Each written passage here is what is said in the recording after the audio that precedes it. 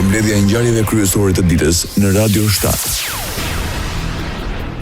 Rëndësia e korridorit të 8 si një lidhje etike midis rajoneve të Adriatikut dhe Detit të Zi ishte një nga çështjet kryesore të takimit në Sofje ndërmjet ministrit të punëve të jashtme të Shqipërisë, Ferit Hoxha, me homologen bullgare Belislava Petrova. Në kuadër të mbylljes së presidencës së Bullgarisë në procesin e bashkëpunimit në Europën Juglindore për periudhën 2025-2026, kryediplomati i Shqipërisë ndodhet për një vizitë zyrtare në Bullgari, ku i konfirmoi partneritetin e fortë midis dy vendeve dhe zgjerimin e bashkëpunimit në sektor kyç si energji e infrastruktura dhe ndërlidhja strategjike.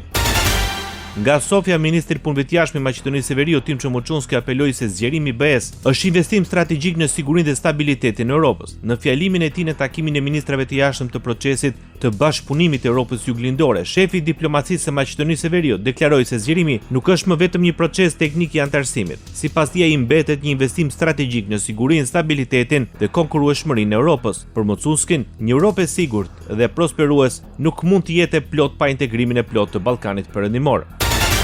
Në kuadër të samitit procesit bashkëpunimit të Europës Juglindore, presidentja e Maqedonisë së Veriut, Gordana Siljanovska-Davkova, takohet me zëvendës presidenten bullgare Iljana Jutova. Në njoftimin zyrtar thuhet se takimi është vazhdim i natyrshëm i komunikimit të mëparshëm në Yerevan, duke synuar çështje thelbësore në marrëdhëniet midis dy vendeve. Nuk ka problem të pasgjithshëm, tha Siljanovska-Davkova, duke theksuar se Chelsea për kapërcimin e dallimeve qëndron në komunikimin, bashkëpunimin dhe pjesëmarrjen e përbashkët në projekte me interes të ndërsjellët.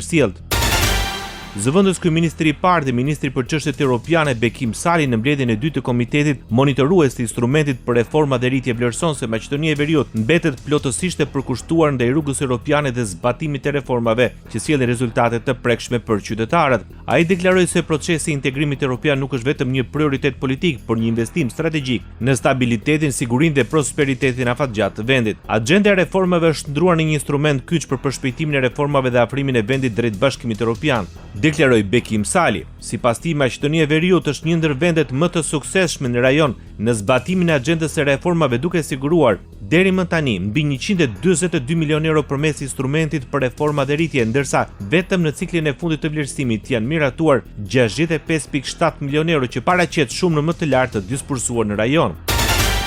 Ambasadori i Shqipërisë në Maqedoninë e Veriut Denion Mejdani dhe i Kosovës Florian Çehaja bashkërendojnë qëndrimin e tyre mbi të drejtën e studentëve shqiptar në përdorimin e gjuhës shqipe në Maqedoninë e Veriut. Përmes rrjeteve sociale, ambasadorët shkruajnë se diskutimet me argumente juridike treguan se bëhet fjalë për një të drejtë që buron nga kushtetuta dhe nga ligji për përdorimin e gjuhëve, një drejtë që duhet të gjejë zgjidhje të plotë dhe të qëndrueshme. Ambasada e Republikës së Shqipërisë do të mbetet gjithmonë mbështetëse çdo dialogu që u shërben proceseve demokratike dhe shtetit të së drejtës, shkruan Denion Mejdani. Bashkimi Demokratik për Integrim dënon sipas saj shkeljet flagranti të ligjit për përdorimin e gjuhëve nga ana e qeverisë. Opozitarja shqiptare deklaron se rasti i fundit ku ministri i shëndetësisë i Maqedonisë së Veriut Azir Aliu promovoi një mbishkrim vetëm në gjuhën maqedonase është dëshmi e qartë e nënpërkëmbjes së gjuhës shqipe. BDI rikujton se ligji për përdorimin e gjuhëve është i qartë dhe detyrues. Mbishkrimet në institucione publike duhet të jenë edhe në gjuhën shqipe. Zëvendës kryeministri i parë dhe ministri për çështje europiane në Maqedoninë e Veriut Bekim Sali mori pjesë në 20 vjetorin për themelimin e odës ekonomike të Maqedonisë së Veriut, ku vlerësoi kontributin e saj në zhvillimin ekonomik të vendit gjatë 2 dekadëve të fundit. Në fjalën e tij, Sali theksoi se oda ka qenë një zë i fuqishëm i komunitetit biznesit, partner i rëndësishëm i institucioneve dhe faktor i rëndësishëm në promovimin e zhvillimit ekonomik. Ai vlerësoi se një ekonomi e fortë nënkupton më shumë vende pune, paga më të mira dhe perspektivë më të sigurt për qytetarët. Shtetet e Bashkuara të Amerikës po i kërkojnë hapur Republikës Kosovës që t'i bashkohet projektit amerikan të gazit e lëngshëm LNG dhe theksojnë përkrajen edhe për të diversifikuar burimet e energjisë, siç është gazifikimi i qymyrit. Në këtë përkraje përfshihet përdorimi i teknologjisë amerikane për gazifikimin e qymyrit, përdorimin e burimeve të rinevueshme dhe nxitjen e Kosovës për t'u bashkuar tubacionit të gazit natyror, për të cilin e ngarkuara me punë Ano Patripati është deklaruar javën e kaluar. Diversimi nuk ka të bëjë me zgjedhjen e një burimi mbi një tjetër, ka të bëjë me sigurimin që Kosova të ketë mundësi të shumta të besueshme në dispozicion për të përmbushur kërkesën e saj në rritjen e të ardhmen, përfundon Ambasada e Shteteve të Bashkuara të Amerikës në Prishtinë. Radio 7, zëri pozitiv i qytetit.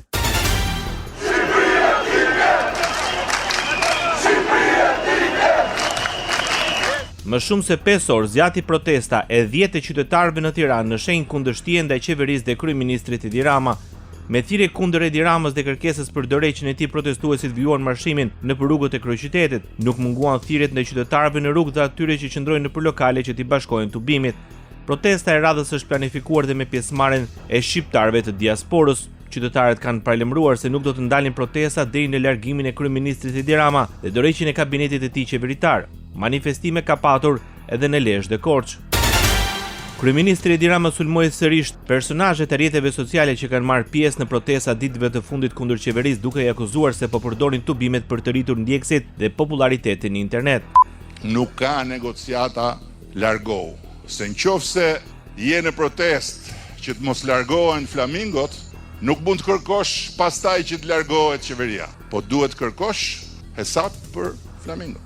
Ky është minimumi etik, apo jo? Gjatë fjalës së mbajtur në Fier, në aktivitetin për 35 vjetorin e Partisë Socialiste, Edi Rama ironizoi pjesëmarrësit në protesta duke thënë se shumë prej tyre shkojnë në tubime për të fituar like dhe ndjekësa në rrjetet sociale. Deri në 12 qershor që kemi festën e madhe që unë besoj do vini edhe ju në Tiranë, është mirë që të mbyllet kjo bisedë. Zëdhënësi i Komisionit Evropian, Guillaume Mercier, paralajmëroi se po ndjekin nga afër zhvillimet në peizazhin e mbrojtur Pish Poronart. Pas interesimit të gazetarëve, ai deklaroi se shqetësimet e Unionit janë paraqitur ministrit të mjedisit në lidhje me mangësitë e mundshme të këtij projekti. Sipas tij, ministri është angazhuar se punimet e ndërtimit janë pesulluar dhe se për projektin do të kryhet një vlerësim gjithëpërfshirës i ndikimit të mjedis në konsultim me shoqërinë civile. Zëdhënësi i Komisionit Evropian konfirmoi se projekti është subjekt i hetimeve të vazhdueshme të SPAK-ut, të cilat shtrihen përtej shqetësimeve mjedisore. Së fundmi më lejoni të theksoj se Shqipëria duhet të përmbahet nga veprime që mund të minojnë përmbushjen e standardeve përmbyllëse dhe ne presim që autoritetet shqiptare të veprojnë pa vonesa, deklaroi Guillaume Mercier. Kryeministri i Shqipërisë Edi Rama dënoi interesimin e zëdhënësit të Ministrisë së Punëve të Jashtme iraniane, Esmail Bakai, mbi protestat që po zhvillohen në Tiranë. Përmes rrjeteve sociale, kreu i qeverisë shqiptare shkruan se kjo është prova se qeveria e Ajatollave të Teheranit i bashkohet zyrtarisht protestës, madje edhe me parullat në shqip, njësoj si ata që e kthyen nga protestë mjedisore në protestë për rrëzimin e qeverisë. Edi Rama deklaron se Shqipëria është shumë e vogël për të rënë në këtë kurth të madh, nga ku rrezikojmë të kthehemi me këmbët tona në pikën që të mos afrohet më asnjë investitori huaj, ndërsa turizmi të mbetet shumë pas krahasimisht me konkurrentët tanë, duke na dënuar në qëndrimin në kategorinë e dytë për kush e di sa vjet të tjera. Bota. Përfaqësuese e lartë e Bashkimit Evropian për punët e jashtme dhe politikën e sigurisë, njerësh zëvendës presidente e Komisionit Evropian Kaja Kallas, paralajmëron 21 sanksione të reja ndaj Rusisë me synim për të goditur më tej ekonominë që po financion luftën në Ukrainë. Përmes rrjeteve sociale, Kallas tha se Bashkimi Evropian po vazhdoi të forcojë presionin ndaj Moskës. Sipas saj, paketa e re përfshin ngrirjen e përkohshme të kufirit maksimal të çmimit të naftës ruse, si dhe vendosjen në listën e sanksioneve të institucioneve që Rusia i përdor për të siguruar të ardhura dhe për ta anashkaluar masat kufizuese të Bashkimit Evropian. This includes a temporary freeze to its Russian oil price cap and measures against institutions used by Moscow to circumvent EU sanctions, including banks, oil traders, refineries and crypto operators in third countries. Sanksionet do të synojnë bankat, prodhuesit e armëve, tregtarët e naftës, rafineritë dhe operatorët e kriptovalutave në vendet e treta që ndihmojnë Rusinë në financimin e luftës kundër Ukrainës. Rikthehen përplasjet mes SBA-s dhe Iranit. Forca e Komandos Qendrore Amerikane nisi një val sulmesh kundër Iranit, duke ndjekur udhëzimet e presidentit të Shteteve të Bashkuara të Amerikës Donald Trump. Sipas mediave, sulmet amerikane synuan baza detare iraniane të Sirik dhe Yasak, si dhe bateritë raketore bregdetare në Minab dhe Qeshm. Reagimi erdhi pasi Garda Revolucionare e Iranit goditi një helikopter Black Hawk të Shteteve të Bashkuara të Amerikës. Irani lëshoi të paktën 4 raketa balistike dhe dronë në bazat amerikane në Bahrein, Kuwait dhe Jordani, në përgjigje të rifillimit të sulmeve amerikane. Agjencia e lajmeve MER e Iranit raportoi se trupat e Gardës Revolucionare Islamike sulmuan bazën ajrore në Jordani me raketa me rreze të gjatë veprimi, duke goditur 4 objektiva kyçe, përfshir hangarat e avionëve luftarak F-35 dhe një qendër kontrolli. Ndërkohë, një zëdhënës i komandës të forcave të armatosura të Jordanis i tha agjencisë së lajmeve Petra se mbrojtja ajrore rrëzoi 5 raketë të lëshuara nga Irani gjatë natës dhe se nuk patej viktima. Edhe ushtria kuvaitiane konfirmoi se mbrojtja ajrore e vendit goditi objektiva ajrore armiqësore. Ndoqët edicionin informativ të lajmeve në Radio 7, zëri pozitiv i qytetit.